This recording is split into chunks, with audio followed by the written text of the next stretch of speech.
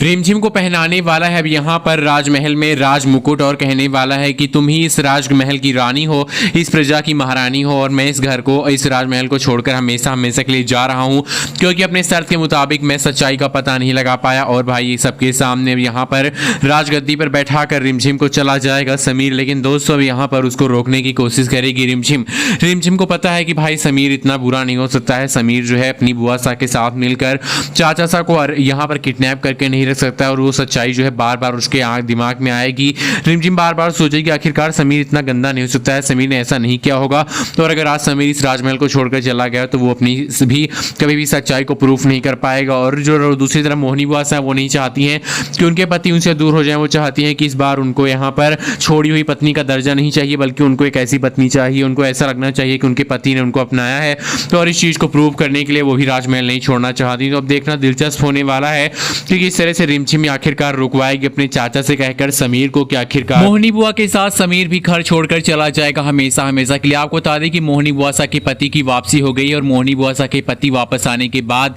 अब मोहिनी बुआ सा को जोरदार थप्पड़ मारते हैं और कहते हैं कि इन सभी यहाँ पर चालों के पीछे इस औरत का हाथ है, इस औरत ने ही यहाँ पर इस पूरे घर में आग लगा के रखी है, सबकी जिंदगी तहस नहस कर दी, बर्बाद कर दी। रानी बनने के लिए इसने पता नहीं कितनी सारी चालें चली और यहाँ तक कि मुझे भी इस राजमहल से बाहर कर दिया था। मैं वापस आया हूँ, इस औरत को इस घर में रहने नहीं दूंगा, इस औरत को इस घर से निकाल कर रहूंगा।